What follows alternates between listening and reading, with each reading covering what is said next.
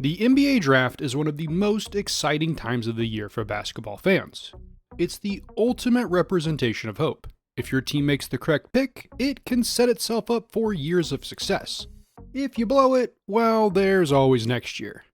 Today, I'm going through the last 70 plus years of NBA drafts to rank every fifth pick in draft history. There are a few caveats before jumping in. One, this is only ranking a player's pro career. I do not care how good they were in college, but I will consider if they played overseas or for a different domestic league. It just won't factor in as much as their NBA play. And two, we don't have much data on some of the more recent players, but I'm still going to rank them. Just don't be surprised if some of these guys shoot up the rankings in the next few years. Finally, in the early years of the NBA, there was a rule where teams could select territorial players, throwing off the draft numbers slightly. I'm going to go with where Basketball Reference has players listed, so take it up with them if you have any issues. With that out of the way, let's get into it. 79, Joe Dean, 1952. Dean played college ball at LSU, making 2 All-SEC teams. However, he opted to play for the Bartlesville Phillips 66ers instead of joining the Olympians in the NBA. It's hard to blame him, given the guaranteed money and ability to play in the 1956 Olympics, but he never played in the association. However, don't think that means he left the game behind. Dean was a color commentator for several years and was named the athletic director for LSU in 1987. Under his watch, the baseball team won 5 national titles, while the track teams picked up 22 championships. He stepped away in 2001 and passed away in 2013, but it's safe to say Mr. String Music is a legend in Baton Rouge despite never playing in the NBA. 78, John McConathy, 1951. McConathy came out of Northwestern State as one of the top small college players in the country. He was drafted by the Nats, but quickly joined the Milwaukee Hawks. McConathy played in 11 games, averaging 1.3 points and 1.8 rebounds. He then started a coaching career in the high school ranks. He passed away in 2016. 77, Wayne Yates, 1962. Yates came out of Memphis State as an All-American. During his first season with the Lakers, he put up 1.9 points and 2.5 rebounds while backing up All-Star Rudy LaRusso. Unfortunately, an injury limited him to just 37 games, and LA traded him to the St. Louis Hawks after the season. He decided not to play in St. Louis and joined the Oakland Oaks in the American Basketball League. Yates put up solid numbers, earning a tryout with the Knicks that offseason. He did not make the team and moved into a coaching career. Yates spent a few years between Memphis State and Northwestern State before leaving the game behind in 1985. Yates passed away in 2022. 76, Brendan McCann, 1957. McCann technically spent 3 years in New York, however that's not really true. See, he played in 36 games as a rookie, averaging 1.9 points, 1.5 assists, and 1.3 rebounds. Over the next 2 years, he played in 5 total games, quickly falling out of the rotation. Then, McCann moved to the Eastern Professional Basketball League with the Wilmington Jets, helping them win 3 titles as a player coach. And for good measure, he was also coaching high school ball at the time. He stopped playing in 1966 and moved into a coaching role full-time. McCann passed away in 2024. 75, Nikoloz Tskitshvili, 2002. The big guy was coming off of an Italian League title when he was drafted in 2002. Over 3 years in Denver, the 7-footer averaged about 3 points and 2 rebounds, while being limited by injuries. In 2005, he was traded to the Warriors. Over the next 3 years, Tskitshvili played in just 29 games. He is widely regarded as one of the worst picks of the modern era, but he had some success when he went back to Europe in 2007. Tskitshvili tried to make an NBA comeback in 2015 after 9 years overseas, but could not make the Clippers' final roster. He went back to Asia and wrapped up his career in 2019. As of 2026, he's doing a mix of coaching and podcasting, which seems to be the norm for former pros these days. 74, James Ray, 1980. Ray struggled through 3 years in Denver, playing in just 103 career games, with averages of 3.4 points and 2.2 rebounds. The former Sun Belt Player of the Year then started a career in Europe, where he played through 1987 and then retired. Ray had to have a lung transplant in 2008, which was tough to find given his 6'8" frame, but he eventually got it and lived until 2023, passing away at 66. 73. Tom Thacker, 1963. Thacker played his college ball at Cincinnati, so the Royals made him their territorial pick in 1963. Over 3 years, he averaged about 3 points and 2 rebounds while coming off the bench. In 1966, he was picked by the Bulls in the expansion draft, but decided to retire instead. He came back in 67 and joined the Celtics. There, he won an NBA title, playing about 12 minutes off the bench. In 68, he was picked by the Bucks in the expansion draft, but decided to instead move to the ABA, playing for the Pacers.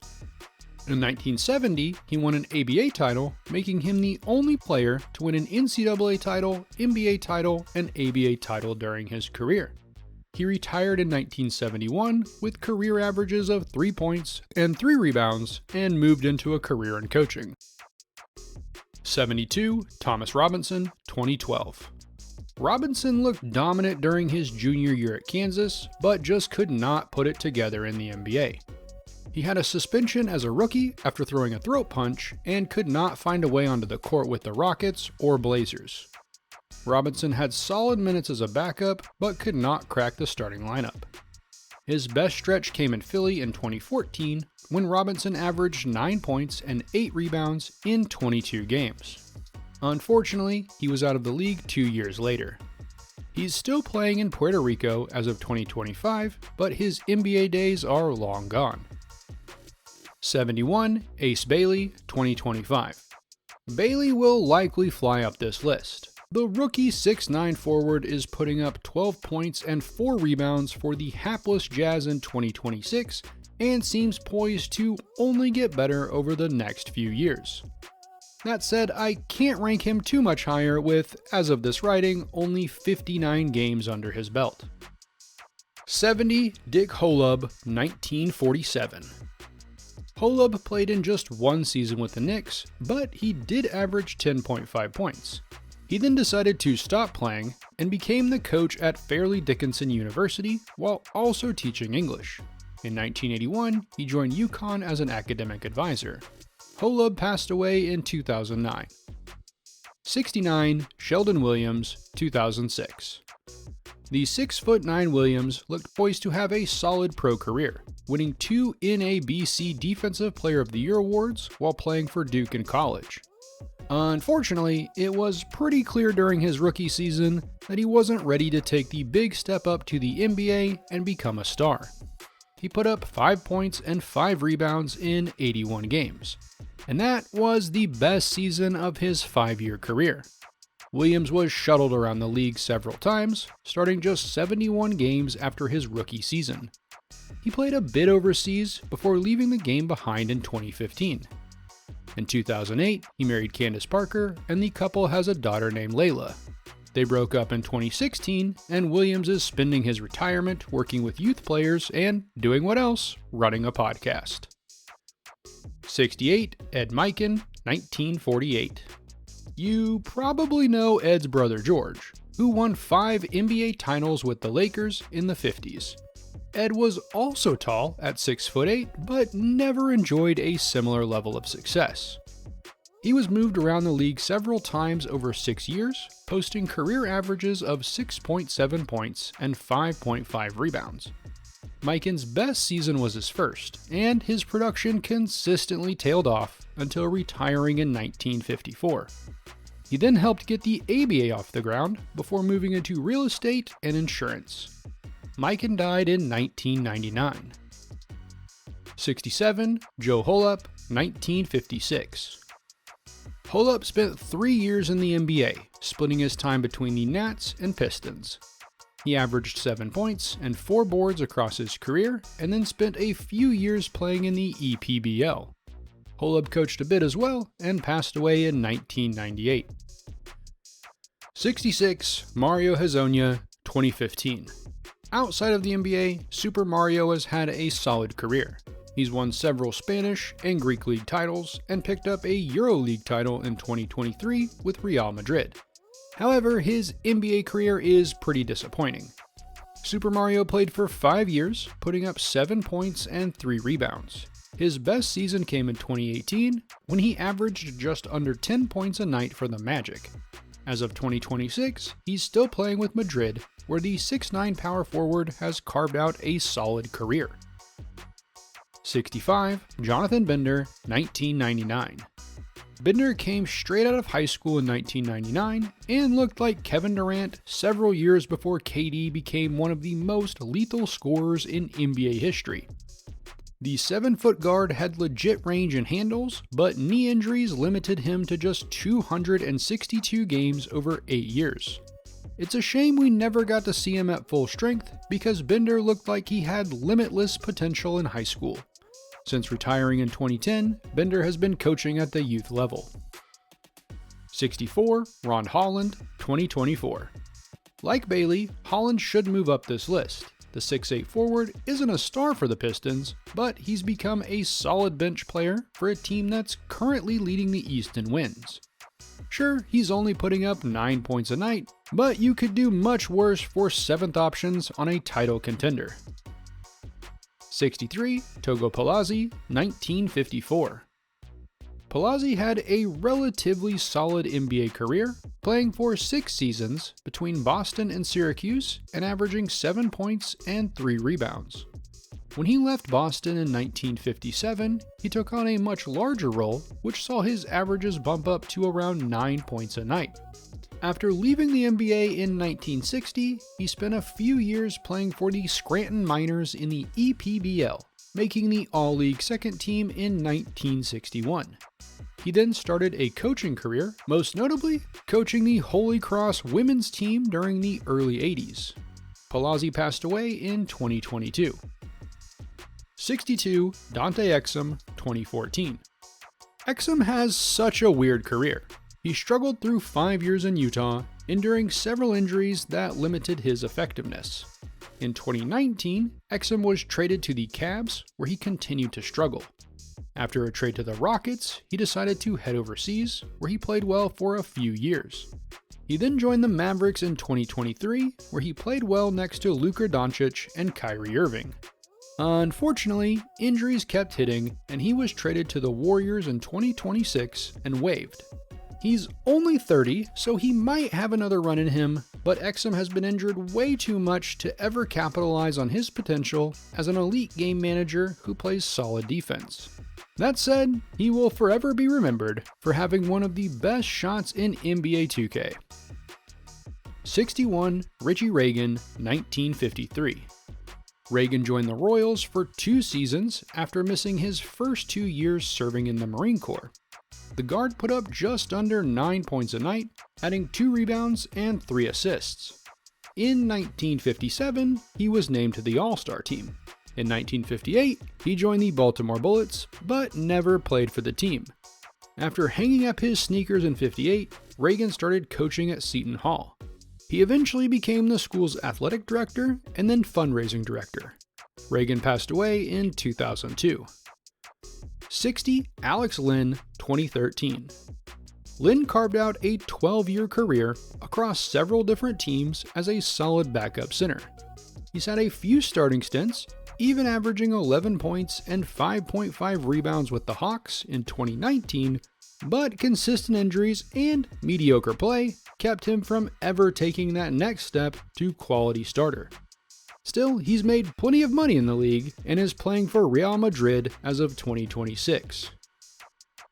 59. Dick Schnitker, 1950. Schnitker put up 10 points and 5 rebounds as a rookie, and then missed the next 2 seasons serving in the military. When he returned, he started playing for the Lakers. His first season back was a step back, but once he got his feet under him, Schnitker had 2 more years of averaging double-digit points. He also won 2 titles with the Lakers, but retired in 1958 after just 6 seasons. He passed away in 2020. 58. Wally Walker, 1976.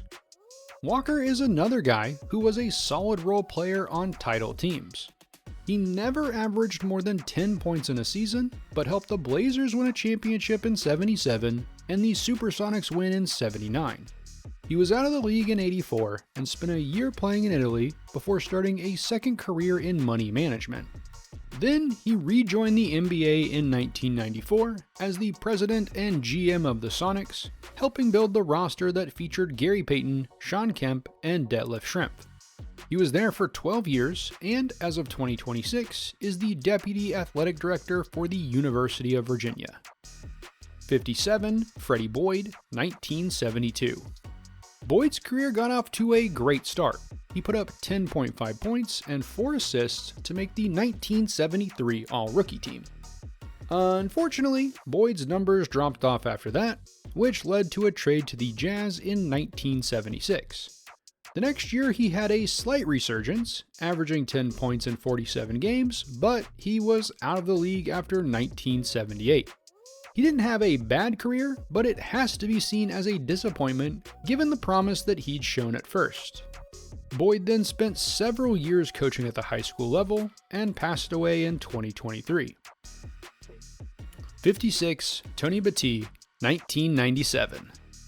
Battie is another guy who carved out a long career in the NBA, playing for 14 years across 6 different teams. However, outside of a few years where he started for Boston and the 2006 season with Orlando, he was mostly coming off the bench. Don't get me wrong, he was a solid depth option, but career averages of 6 points and 5 rebounds mean that he can't go much higher. 55. Isaac Okoro, 2020. Okoro has been in the league for 6 years, so we probably know what to expect. He's a great guy to have coming off your bench and has been a solid starter when given the opportunity, but he's not exactly a game changer. Still, Okoro is only 25, so he'll probably rise up this list a bit over the next few years, assuming he stays healthy. 54. Jaden Ivey, 2022. Ivey has borderline star potential. He just has not been able to stay healthy the last few years. Remember, this guy was putting up 16 points and 5 assists as a rookie. Granted, the Pistons were terrible that year, but he's a great spark plug that could help a contender. Unfortunately, he's with Okoro on the hapless Bulls in 2026, so I'm hoping he makes a move as soon as possible. Either way, he's only 23, so he'll probably move up the list pretty quickly. 53. Lee Schaefer, 1960. Schaefer did not join the league until 1962, as he spent a year in the AAU, but he was a legitimate star during his short stint. He only played for 3 seasons, but averaged 17 points and 6 rebounds, making one All-Star team in 1963. Then he had a contract dispute after the '64 season, and he left the game behind. Instead, he joined his friend's trucking company, where he worked for several years as the vice president of the company's chemical transportation department. Given the salaries in the 60s, not a bad move from Schaefer. 52. Larry Cannon, 1969. Cannon decided to skip out on the NBA and join the young ABA out of college. He played well for the Miami Floridians, but became a star in '71 when he joined the Denver Rockets, putting up 27 points and 5 assists per game. However, he had chronic blood clots in his lungs and legs and never played another healthy season again. He did win an ABA title with the Pacers in '72, but Cannon missed the entire '73 season. He managed to finally play in 19 NBA games with the Phillies in 1974, but he was never able to recapture the talent he'd shown in '71. Had he not been cursed with his illness, he'd likely be much higher up this list. After retiring, Cannon spent several years coaching in various lower-level pro leagues and then worked for his brother, who was an attorney. Cannon passed away in 2024. 51. Danny Vrains, 1981. Vrains was a stout defender, which meant he got consistent playing time for the Supersonics and 76ers across his 7-year career, but he never developed into much more than a defensive specialist. He made one All-Defensive team in '85 and left the NBA in '88 to play for a few more seasons overseas. A solid career that I might be slightly overrating thanks to my preference for defensive-minded players, but what can you do? 50. Zaid Abdul-Aziz, 1968. Born Don Smith, the guy they called the Kangaroo for his prodigious leaping ability, was traded during his rookie season, going from an afterthought with the Royals to a double-double guy with the Bucks. A year later, he was traded again, this time to Seattle. He considered suing the league because he didn't want to be traded again, but then he started to flourish. Over his 2 years in Seattle, he averaged about 11 points and 8 rebounds a game. He converted to Islam and changed his name during his time in Seattle, and then the Rockets bought his contract. That year, Ramadan was at the same time as training camp, and Abdul-Aziz ended up in an anemic-like state due to fasting. He told Houston's GM he was quitting, but eventually his dad convinced him to return. Unfortunately, Abdul-Aziz had lost his starting spot. He then bounced around the league for a few more seasons, retiring in '78 to become a drug and alcohol counselor in Seattle. 49. Jon Koncak, 1985. Koncak is best known for the contract he got in 1989. See, the Pistons offered the reserve big man a 6-year, $13 million deal, which the Hawks matched despite him averaging 6 points and 6 rebounds a game to that point. It was one of the largest deals a reserve player had ever signed. And Jon Koncak never got any better. In fact, his numbers steadily dropped throughout the 90s. Still, he played for 11 years, mostly with Atlanta, and was an average center for the era.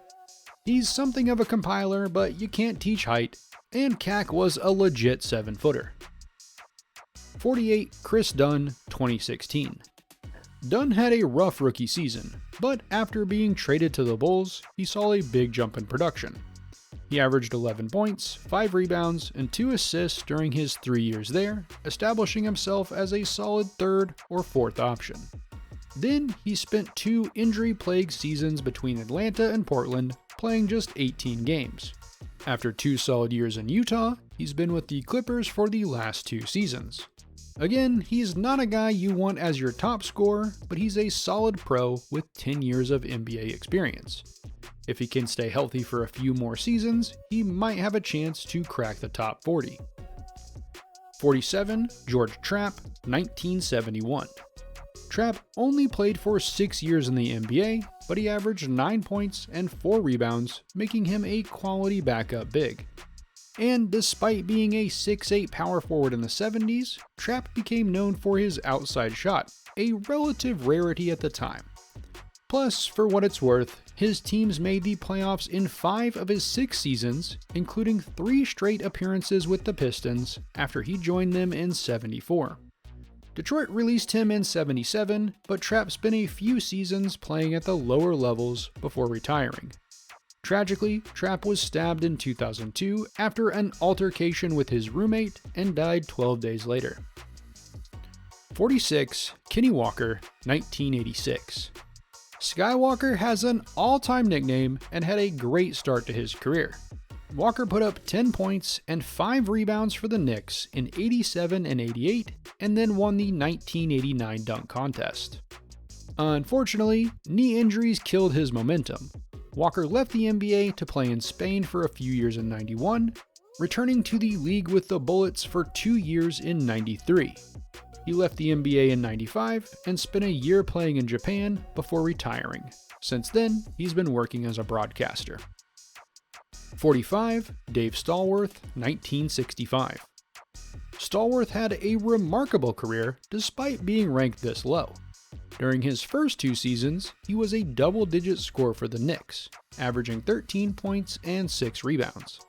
Then, in 1967, Stallworth had a heart attack. He did not play pro basketball for 2 seasons, but doctors eventually cleared him to return.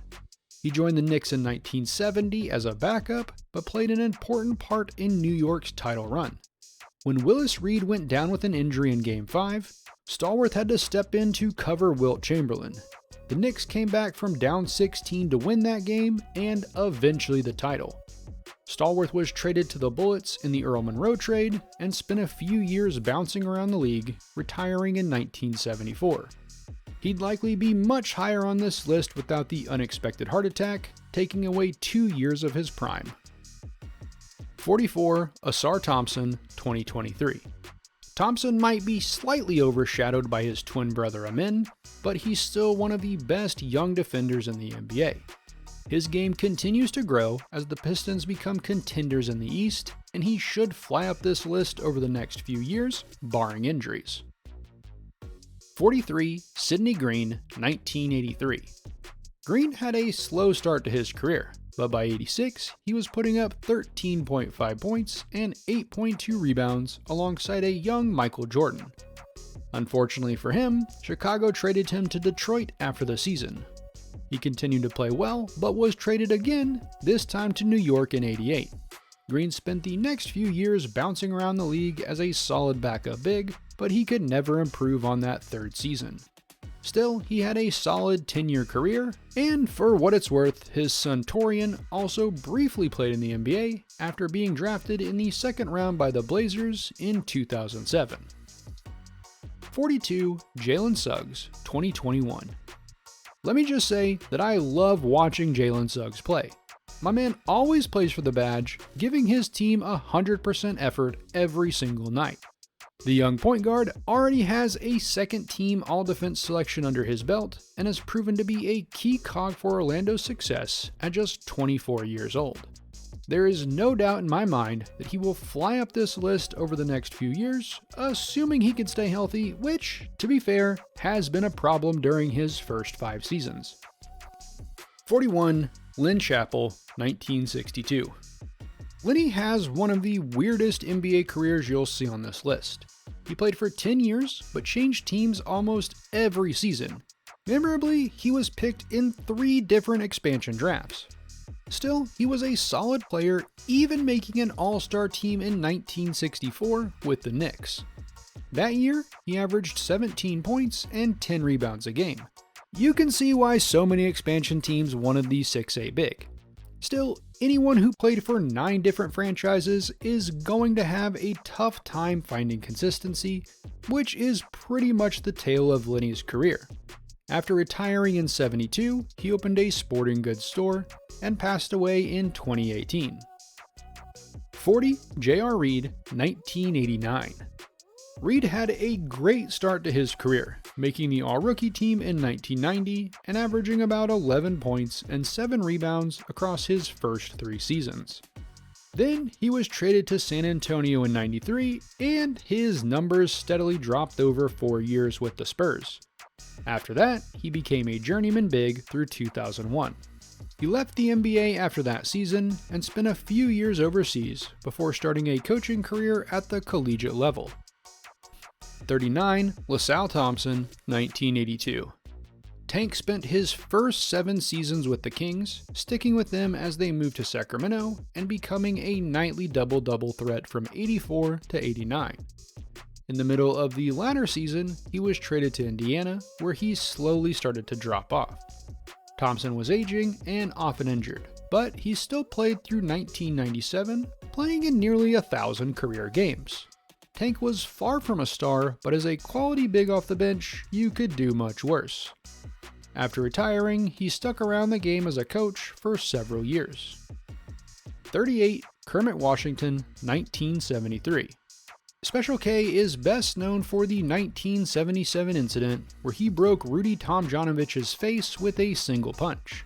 For that, he was suspended for 60 days and fined $10,000.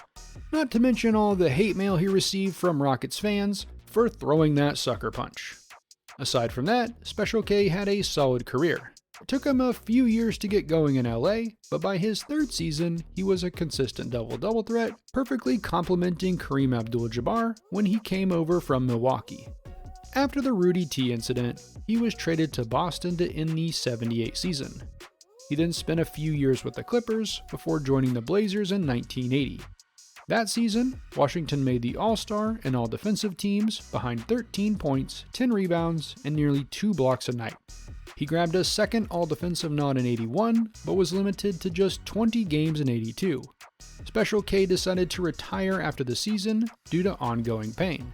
He was out of the game for 5 years before joining the Warriors in 1988 for 6 more games before being cut. Special K retired for good after that and worked as a youth coach for several years. In 2017, he was sent to jail for embezzling money and did not get out until 2022. 37. LaFonso Ellis, 1992. Ellis made the All-Rookie team in 93 with 15 points, 9 rebounds, and 1 block a game. He posted similar numbers in his follow-up campaign, but an injury limited him to just 6 games in 95. The rest of his time in Denver was also marred by injury, but Ellis was great when healthy, even pouring in 22 points a night over 55 games in 97. He signed with the Hawks in 99 and transitioned to a bench role. Ellis played for 5 more years, retiring in 2003, and was a solid forward who probably could have been much better if not for his injuries. That said, his appearance in the Nickelodeon show The Secret World of Alex Mack will always live rent-free in my 90s kid brain. 36. Ricky Rubio, 2009. Rubio was poised to be the next big point guard in the NBA.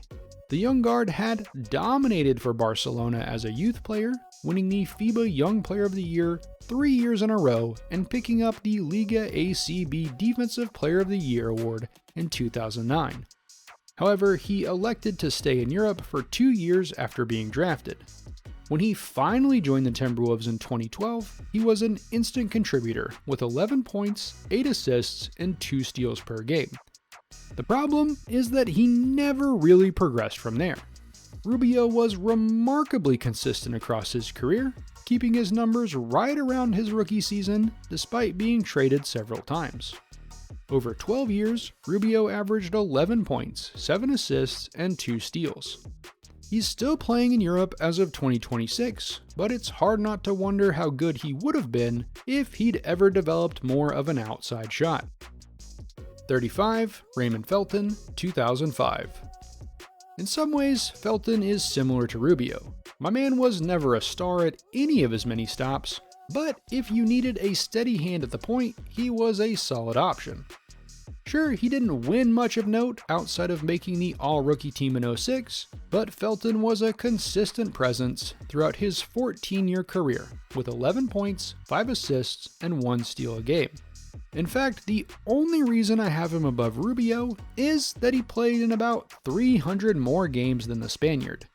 Yes, Rubio was winning awards in Spain, which we have to consider, but Felton was consistently playing well at the highest level. That has to count for something. 34. Purvis Short, 1978. If you look at Short's career stat line, you might wonder why he's this low. The small forward averaged 20 points or more in 4 of his 9 seasons in Golden State, including the 85 season where he put up 28 points a night. However, you have to remember that those Warriors teams made the playoffs once, so it's fair to say that those were relatively empty stats. Still, the Rainbow Man was a walking bucket during his heyday, so I have to give him a bit of credit. 33. Devin Harris, 2004. Harris was supposed to start his career learning how to play at the knee of Steve Nash, but Nash left for the Suns, so Harris spent a few years backing up guys like Larry Hughes. Still, he was one of the fastest players in the league and eventually earned a starting role, thanks in part to his tough-nosed defense. In 08, he was traded to the Nets in the Jason Kidd trade, where he became a legit star. In 2009, Harris put up 21 points, 7 assists, and 2 steals to make the All-Star team. He had another solid season in 2010, but was traded to Utah for Darren Williams. By that point, he had lost some of his speed and embraced his role as a journeyman guard. Harris played through 2019, but rarely started after 2013. Still, he was a great point guard in his prime and a solid backup on several contenders as he aged. You can't ask for much more from a 6'3" guard who mostly relied on speed. 32. Kenny Sears, 1955. Sears had a legendary bank shot. The 6'9" forward started for the Knicks during the late 50s, averaging 16 points and 9 rebounds, while making 2 All-Star teams and consistently picking up a handful of MVP votes. Unfortunately for his case on this list, the Knicks made the playoffs just once during his 7 years with the team. In 1962, he left the NBA to play with the San Francisco Saints in the ABL, but that lasted just a season. Sears returned to the Knicks in '63, but was traded to the Warriors midway through the season. He helped the team to a finals berth in '64, but after losing to the Celtics, he decided to retire. Still, 2 All-Star nods and 14 points and 8 rebounds a night over 8 seasons is nothing to scoff at. 31. Walt Hazzard, 1964. Haz got off to a slow start with LA, but became a double-digit scorer by year 2, continuing that success into the playoffs. Then, the Sonics picked him in the '67 expansion draft, and he put up 24 points, 6 assists, and 4 rebounds to make his only All-Star team. Haz then spent 3 years in Atlanta, averaging 14 points and 6 assists, while consistently upping his production in the playoffs. In '72, he was with the Braves, still averaging big points, but over the next 2 years, his game quickly fell off. Haz retired in 1974 with career averages of 13 points, 5 assists, and 2 rebounds per game. 30. Isaiah Rider Jr., 1993. Rider was a high flyer with seemingly limitless potential, leading some scouts to label him as the next Michael Jordan. And to his credit, JR came out of the gate hot, averaging 17 points a night for the Wolves. He also won the slam dunk contest that year with his trademark East Bay Funk dunk, and then upped his scoring to 20 a night in '95. He kept scoring in year 3, but off-court issues were quickly becoming a problem, and Minnesota traded him to the Blazers. After a slight down year in '97, Minor was back up to 20 points a night in '98, but then injuries started to take their toll. Rider played for just 4 more years, with his numbers dropping each season. That said, he did win a title with the Lakers in 2001, but to be fair, he literally did not play a single second of playoff basketball that season. Rider retired in 2001 with career averages of 17 points, 4 rebounds, and 3 assists. He's a case of a guy who scouts thought could do everything, but could never capitalize on his own talent. And while we're here, please don't listen to his Funk in the Trunk rap single. My man can yam on just about anybody, but he does not have any bars. 29. Darius Garland, 2019. Garland has proven to be a quality NBA player, making 2 All-Star teams during his 7 seasons in the league. He's routinely hovering around 20 points a night and has shown that he can create for his teammates with nearly 7 assists per game. However, he has struggled with injuries at times and has never really been the guy on a playoff team. If he's your 3rd or 4th option, you're set. If you ask him to do much more, it's hard to say if he'll consistently deliver. 28. De'Aaron Fox, 2017. I may be underrating Swipa. The 2003 Comeback Player of the Year consistently posted big scoring numbers for the Kings and led the league in steals in 2024. However, he's made it to the playoffs just once in 9 seasons. Now, that'll go up at the end of 2026 as the Spurs are definitely on the come up. But it's worth noting that a lot of Fox's stats haven't exactly coincided with winning. The 2-time All-Star might be averaging 21 points and 6 assists over his career, but does it really matter if his teams so rarely win anything? 27. Jeff Green, 2007. Uncle Jeff is the ultimate pro.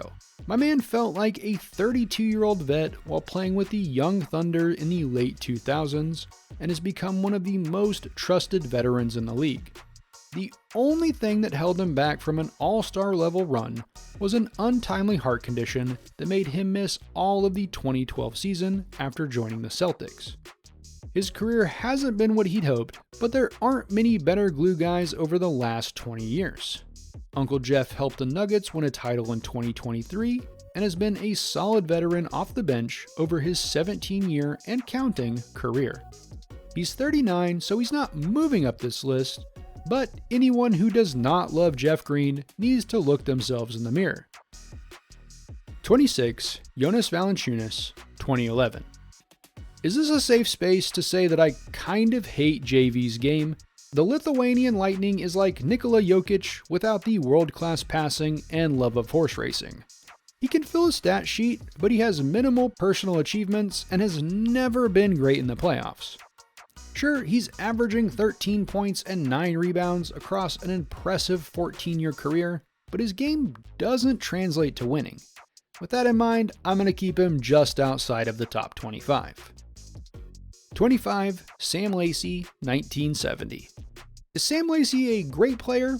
No, but he did average a double-double for the first 6 years of his career. The 6'10 center was a rock in the middle for his squad, even making the All-Star team in 75 while leading the league in defensive rebounding. And here's an interesting stat. Lacey is one of only 5 NBA players with 100 blocks and 100 steals in 6 consecutive seasons, joining Hall of Famers Hakeem Olajuwon, Julius Erving, David Robinson, and Ben Wallace. I'm not saying he's a stud, but Lacey was a solid center throughout the 1970s. 24. Mike Miller, 2000. If this rating were based on restaurants I've eaten at, Mike Miller would be at the top of this list, as his now closed Let It Fly was a favorite of mine as a Memphis resident before it closed.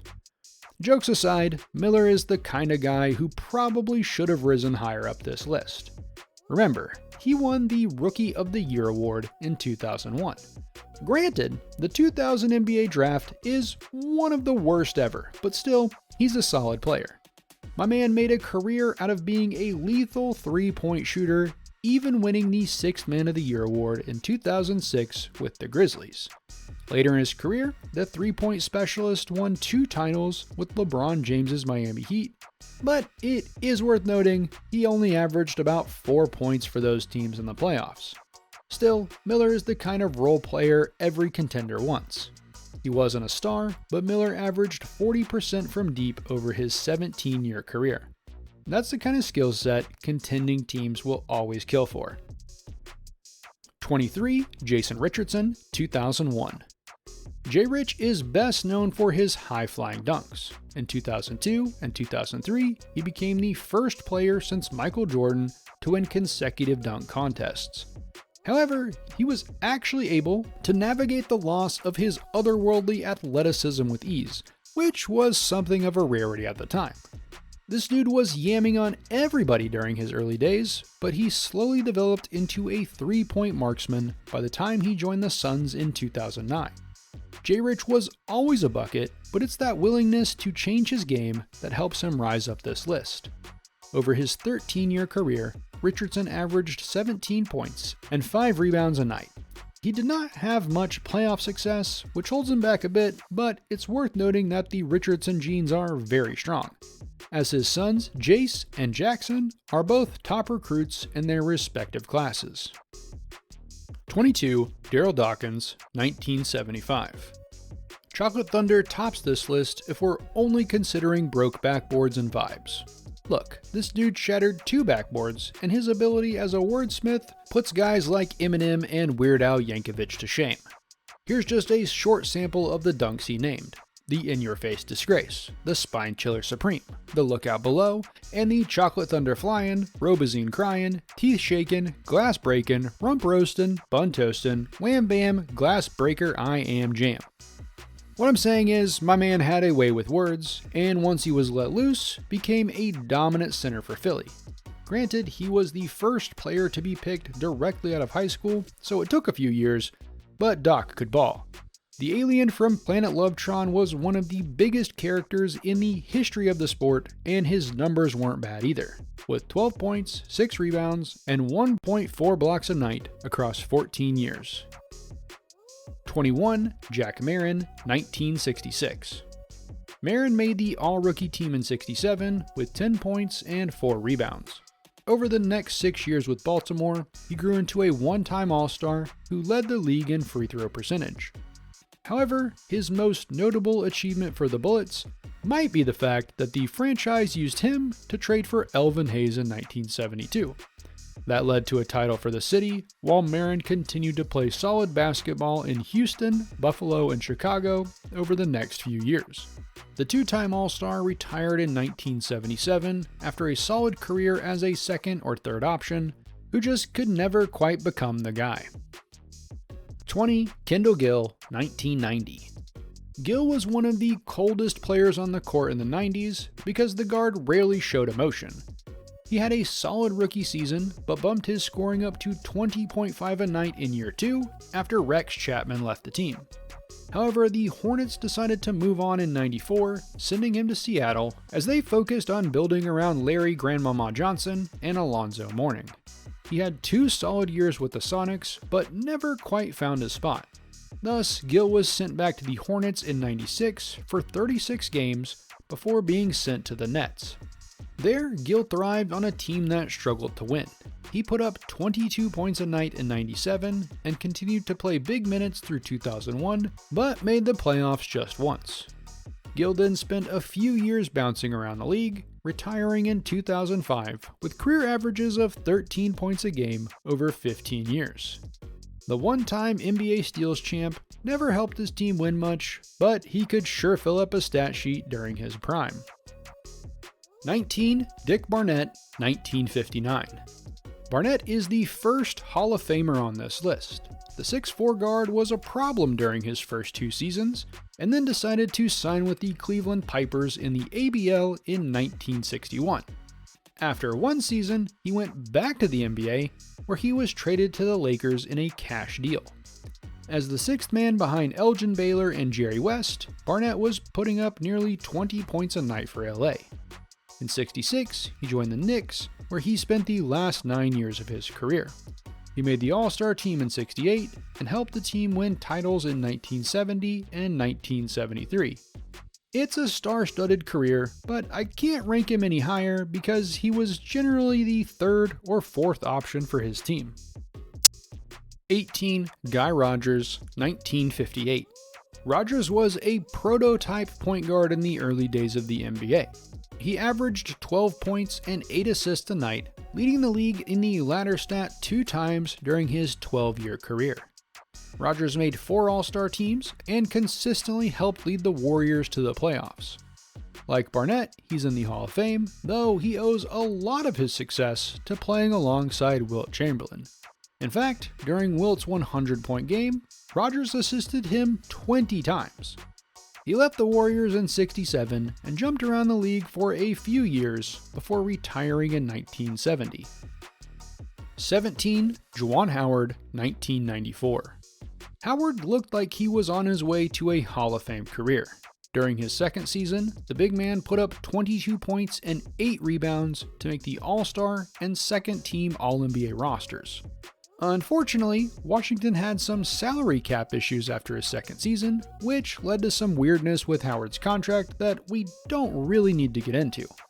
What really matters is that Howard picked up an off-season DWI and had some injury issues. From there, Howard's numbers steadily fell off as injuries just kept popping up. Still, Howard carved out an impressive 19-year career with several teams, winning 2 titles with the Heatles in 2012 and 2013. Howard has one of the great role player careers, never really breaking out as a star, but always being a guy teams wanted. The one-time All-Star retired in 2013 and became a coach at his alma mater, Michigan, where he once punched an opposing coach, so don't mess with him. 16. Trae Young, 2018. Of all the players on this list, Young has the best chance to someday work his way into the top 10. Ice Trae has had a great 8-year career thus far, making 4 All-Star teams and putting together a legendary playoff run in 2021.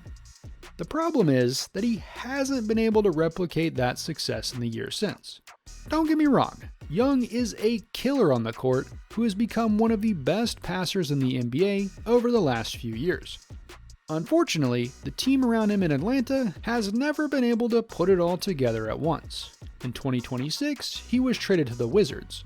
And assuming the Wiz continue to suck, which is pretty likely, the 27-year-old Young should be looking for greener pastures very soon. Hopefully, that leads to him joining a legitimate franchise and finally making another deep playoff run. 15. DeMarcus Cousins, 2010. Boogie has always been something of a headache for any team that employed him. That said, he was also one of the best centers in the league for a few years in the mid-2010s. The 4-time All-Star and 2-time All-NBA second-team player was a destructive force during his time in Sacramento in more ways than one. Once he left the team in 2017, Boogie's game slowly dropped off until he left the NBA in 2022. Still, my man was a bully for a few years there, putting up nearly 23 points and 13 rebounds from 2014 to 2017. Those are elite numbers, even if they didn't last or even lead to much winning. Because remember, Boogie's Kings never made the playoffs, so we have to be honest, those numbers are a little empty. 14. Steve Smith, 1991. Smith showed out on a young Heat team, putting up about 17 points and 5 rebounds over 4 years. Then, Miami decided to hold a fire sale during the 95 season, sending him to Atlanta in what many consider a fleecing by the Hawks. Smith became an all-star level talent there, bumping his scoring up to around 20 a night over 5 years. He made one all-star team in 98, but was consistently one of the league's top bucket getters. In 2000, he joined a loaded Portland team, but they struggled with off-court issues. Smith left and joined the Spurs in 2002, where he eventually won a championship as a bench player in 2003. Smitty then bounced around the league for a few years before retiring in 2005. Over 14 years, he averaged 14 points, 3 rebounds, and 3 assists. 13. Kevin Love, 2008. K-Love was a 3-time All-Star and 2-time All-NBA player with the Timberwolves. With Minnesota, he was the leading option on offense, which led to him averaging 19 points and 12 rebounds. However, Love turned out to be much better as a second or third option. He joined the Cavs in 2015 to play with LeBron James and Kyrie Irving. His numbers dropped off, but he still made 2 All-Star teams and won a title in 2016. Since that season, Love has endured a few injuries and transitioned into a reliable veteran role. The 5-time All-Star and 1-time rebounding champ has carved out an 18-year career, averaging 16 points and 10 rebounds. Love is still playing with the Jazz as of 2026 and continues to impress with his longevity.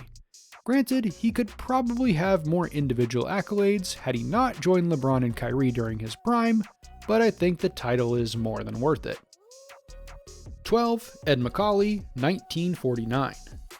Macauley spent a year with the Bombers before joining the Celtics in the dispersal draft.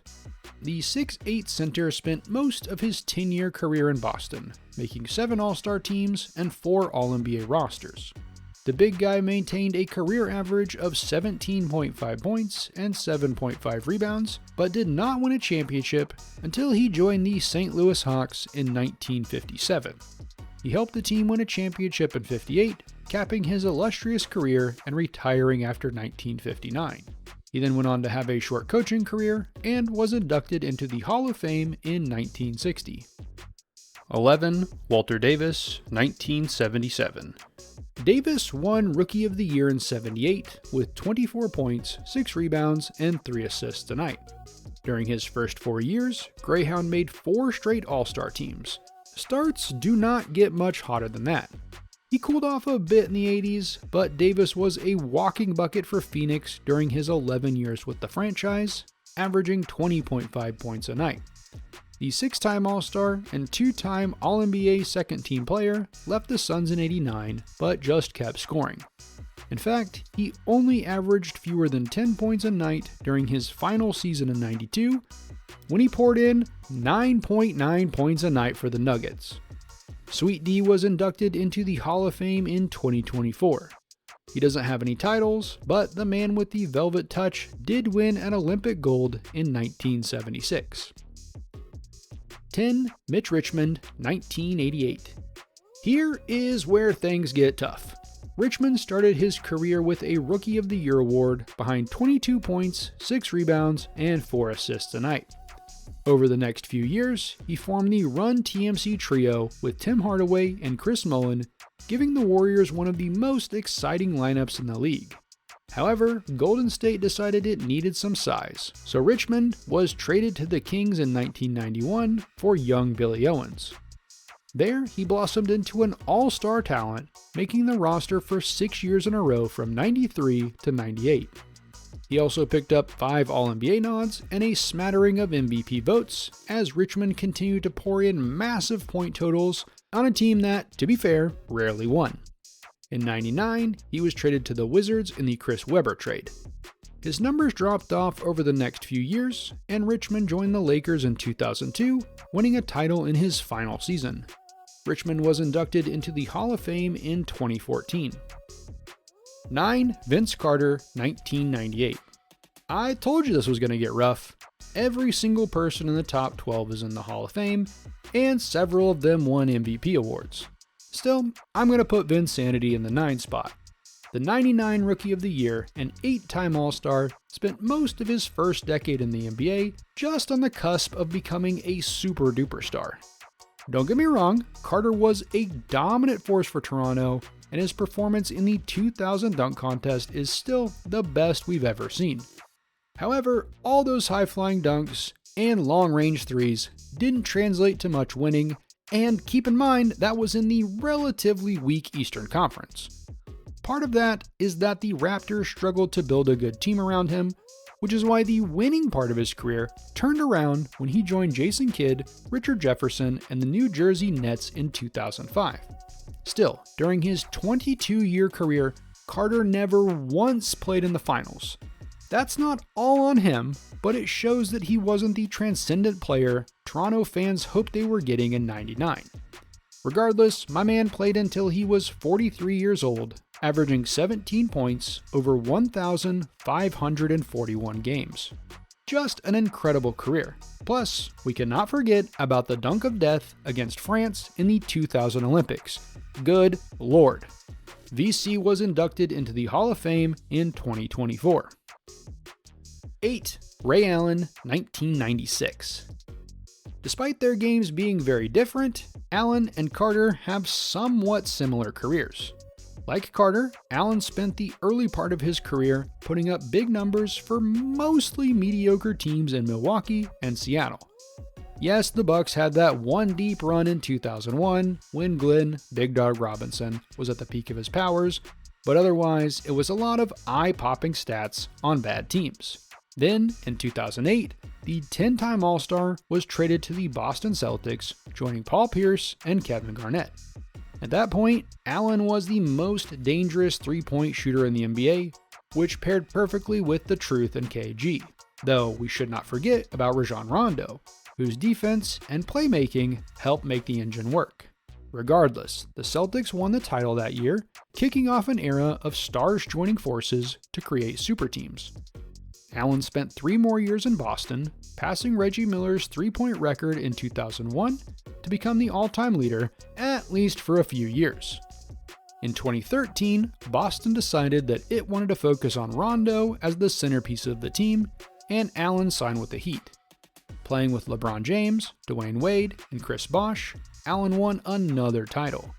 He played for one last year in 2014, retiring after Miami lost to the Spurs in the finals. Allen was inducted into the Hall of Fame in 2018. 7. Sidney Moncrief, 1979. Moncrief took a few years to get going, but by 1982, the 6'4" guard was putting in 20 points, 7 rebounds, 3 assists, and 2 steals a night to become one of the best guards of the era. In '83, he improved even more, winning his first and the NBA's first Defensive Player of the Year award and finishing in 4th in MVP voting. He won the DPOY again in '84 and nearly got a 3rd in a row in '85, finishing in 2nd behind Utah's Mark Eaton. Still, Sid is the only player shorter than 6'6" to win multiple DPOY awards, with Kawhi Leonard being the only other non-big man. Plus, the Bucks were one of the best teams of the 80s despite never winning a title. And he wasn't just a lockdown defender either. Remember, Moncrief was putting up more than 20 points a night in 5 straight seasons, making the All-Star and All-NBA rosters each year. Unfortunately, injuries started to slow Sid down by 87, and his numbers just fell off a cliff. He retired in 89, but came back in 91 to play in 72 games, mostly off the bench, with the Hawks before retiring for good. Moncrief was inducted into the Hall of Fame in 2019. 6. Bobby Jones, 1974. From one great defender to another, Jones earned his Secretary of Defense nickname by making 9 all-defensive teams during his 12-year career. Jones was drafted by Houston, but instead joined the ABA for the first 2 years of his career. Over 2 years in Denver, Jones proved to be one of the most accurate bucket getters in the league, posting a league-best field goal percentage in 75 and 76.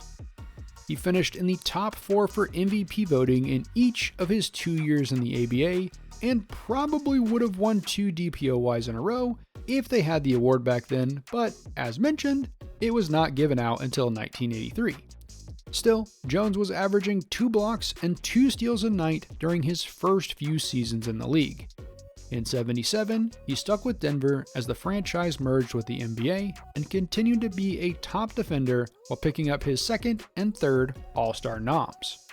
After the 78 season, Jones was traded to the 76ers. He started to come off the bench for Philly, becoming one of the league's best 6th men. In fact, he won the 6th Man of the Year award in 83 and finished in 3rd for DPOY voting despite coming off the bench. He also made 2 more All-Star teams in Philly, taking his total to 5. That 1983 season became even better as the Sixers won a title, giving Jones the only championship of his career. He retired in 86 and was inducted into the Hall of Fame in 2019 alongside Moncrief. 5. Walt Frazier, 1967. Clyde was the man in New York. His flamboyant style perfectly suited the city, and it didn't hurt that his game was one of the smoothest fans had ever seen to that point. Alongside Willis Reed, Bill Bradley, and Dave DeBusschere, the young point guard led the Knicks to the Promised Land in 1970, giving New York its first title. The quartet went and did it again in 73, though the addition of Earl the Pearl Monroe certainly made it a little easier, as New York took out the Lakers in just 5 games. As an individual, Clyde made 7 All-Star teams, 6 All-NBA rosters, and 7 All-Defensive teams.